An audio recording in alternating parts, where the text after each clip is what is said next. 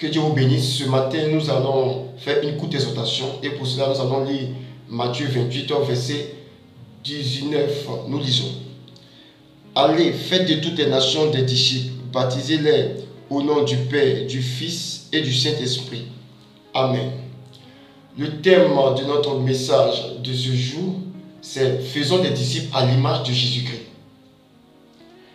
Qui est Jésus-Christ? Jésus-Christ est le Messie promis pour le salut de l'humanité. Avant d'arriver à cet épisode-là, nous voulons un soit peu étudier la vie de Jésus-Christ. Jésus-Christ sur la terre a entraîné une grande foule. Jésus-Christ sur la terre a entraîné un beau monde. Jésus-Christ sur la terre, lorsqu'il était sur la terre, il a fait beaucoup de miracles. Il a fait beaucoup de prodiges. Il a fait beaucoup de choses extraordinaires. Et la Bible nous dit qu'une foule le suivait. Une foule le suivait. Là où était Jésus-Christ, il y avait une grande foule. Mais Jésus-Christ, lorsque nous regardons sa vie, Jésus-Christ n'est pas venu faire ou s'attirer une foule. Mais Jésus-Christ était venu faire des disciples. Jésus-Christ était venu faire des disciples. Jésus-Christ n'est pas venu sur la terre pour faire des membres pour le royaume des cieux. Jésus-Christ n'est pas venu faire des partisans du royaume des cieux, mais Jésus-Christ est venu faire des disciples. Ce soir, il s'est choisi 12 apôtres. Et avant d'aller au ciel, avant son ascension, il a demandé à ces apôtres-là de faire également des nations des disciples, parce que lui, il a pris le temps de faire de ceux qui l'ont suivi ses disciples. Mais il y a une chose qui me marque lorsque nous lisons dans Actes 1, verset 15, nous remarquons qu'à la chambre haute, il n'y avait que 120 personnes. 120 disciples, environ 120 disciples, 120 personnes. Pas 120 apôtres, mais 120 disciples de Jésus-Christ, qui étaient à la chambre haute et qui reçurent le baptême du Saint-Esprit. Mais je me suis posé cette question suivante. Jésus-Christ a fait 3 ans sur la terre, 3 ans et demi sur la terre. Mais pendant tout le ministère de Jésus-Christ, avec ce beau monde qui le suivait, Jésus-Christ, si nous voulons voir ça ici, Jésus-Christ a eu que 120 disciples. Ça m'a interpellé, ça a attiré mon attention. Pourtant, il y avait une grande foule qui suivait Jésus-Christ. La Bible ne dit pas qu'à la chambre haute, il y avait toute cette foule qui l'ont suivi lorsqu'il était encore sur la terre. Mais à la chambre haute, il y avait 120 personnes, 120 disciples, 120 personnes qui ont cru en lui, 120 personnes qui étaient attachées à lui, qui étaient devenus ses disciples. 120 personnes. La question que je me pose, mais où sont passés les autres? Les autres étaient des sympathisants. Ils suivaient Jésus-Christ à cause d'un miracle. Ils suivaient Jésus-Christ parce qu'ils voulaient recevoir quelque chose de lui. Ils suivaient Jésus-Christ parce que Jésus-Christ avait une renommée. Certains, certainement, si c'était à notre temps, allaient chercher à faire un selfie avec Jésus-Christ. C'est-à-dire qu'ils suivaient Jésus-Christ pour avoir également de la renommée ou dire aussi qu'eux aussi, ils suivent Jésus-Christ. Mais la distinction fut faite à la chambre haute. Il y avait 120 personnes. Pendant les 3 ans de ministère de Jésus-Christ, 120 personnes se sont retrouvées à la chambre haute. Ce qui veut dire que Jésus-Christ a travaillé pendant ces 3 ans et demi, certes pour le salut de l'humanité, mais pour avoir ces 120 personnes pour que son évangile se propage dans le monde entier. Lorsque Jésus-Christ lance cet appel à ses disciples et que ses disciples se mettent en marche en vue d'obéir à l'ordre qu'il a donné, nous remarquons que également ses disciples, voulant obéir à l'ordre de Jésus-Christ, ont également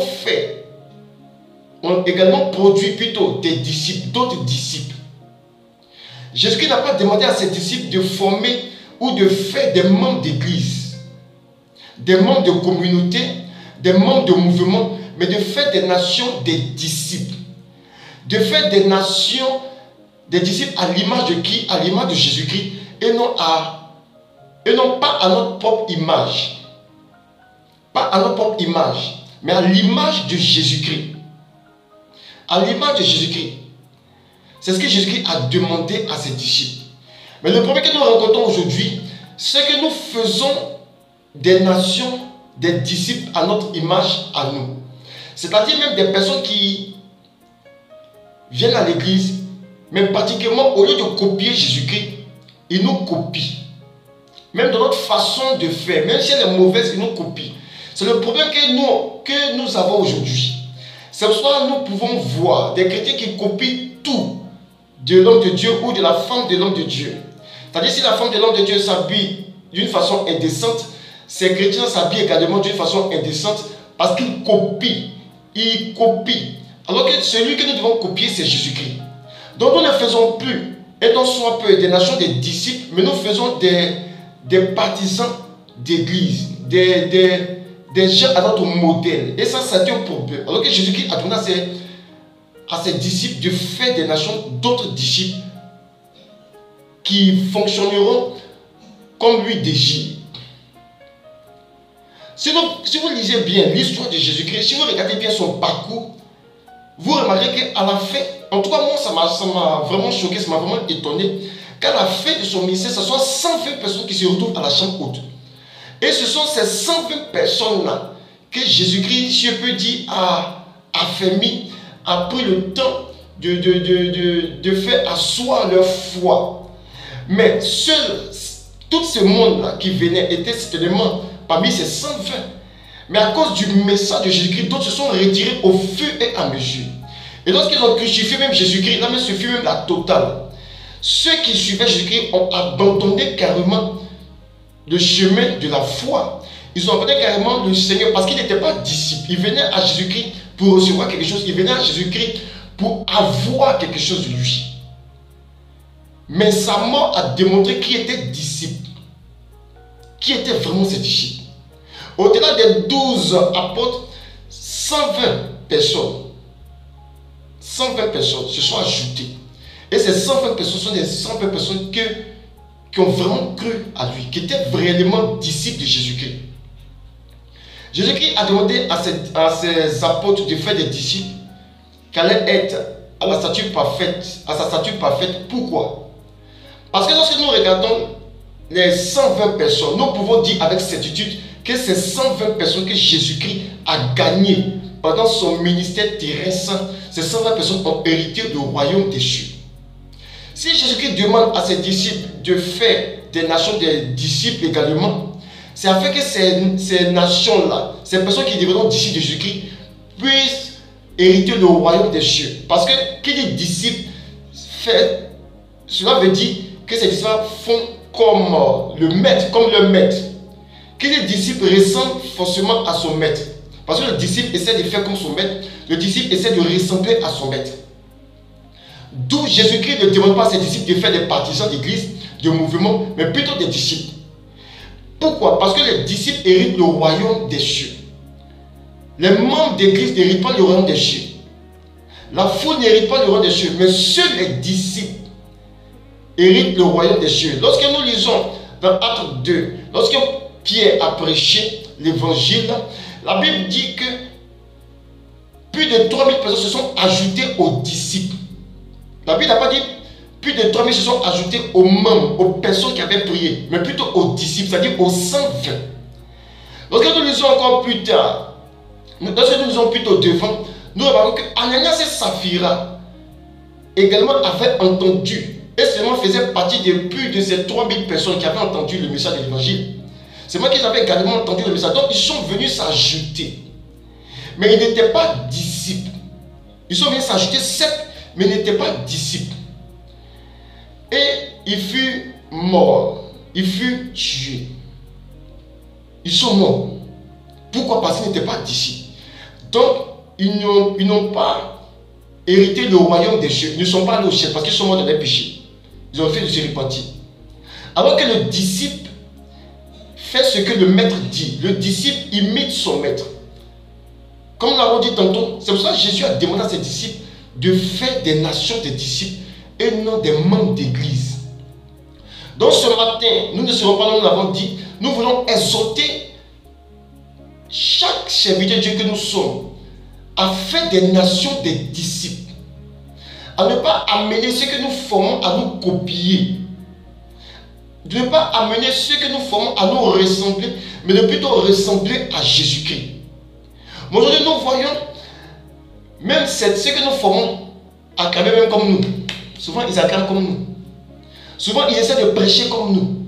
Souvent, ils essaient de même se déplacer, de marcher comme nous, de prêcher sur la chair comme nous. Non. Non. Ce n'est pas cela que Jésus-Christ nous appelle, ce n'est pas ce que Jésus-Christ demande. Prêchons comme Jésus-Christ. Prêchons comme Jésus-Christ. Formons des gens à l'image que Jésus veut. Formons ces personnes à ressembler à Jésus-Christ et non à nous ressembler nous.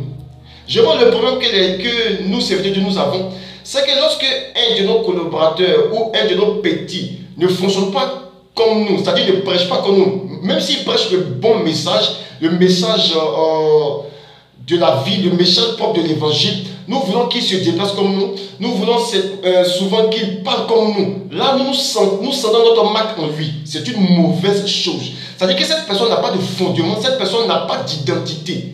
C'est-à-dire son identité vient de nous, son identité émane de nous, elle n'a pas d'identité propre. Alors que l'identité que cette personne doit avoir, c'est l'identité de Jésus-Christ et non notre identité. Et non notre identité. C'est pour ça que notre thème dit, formons des disciples à l'image de Jésus-Christ et non à notre image à nous. Il est important pour nous, en tant que serviteurs de Dieu, d'amener ces personnes à être disciples de Jésus-Christ. Parce que seuls les disciples hériteront du royaume des cieux. La Bible dit que Jésus-Christ ne se fiait pas à la foule. Pourquoi Jésus-Christ ne se fiait pas à la foule? Parce que Jésus-Christ connaissait le fond de ceux qui venaient. C'était venu parce qu'ils faisaient des miracles. C'était venu à cause de la nourriture. C'était venu à cause de la renommée pour se faire un nom auprès de lui. Jésus-Christ le savait. C'est pourquoi Jésus-Christ ne se fiait pas aux hommes. Jésus-Christ est venu former les disciples avec ses disciples-là. Non seulement hérite du roi des cieux, et qu'à leur tour également forme d'autres disciples à être à l'image de Jésus-Christ, afin qu'ils héritent du royaume des cieux. N'oublions pas cela, chers serviteurs de Dieu, chers chrétiens.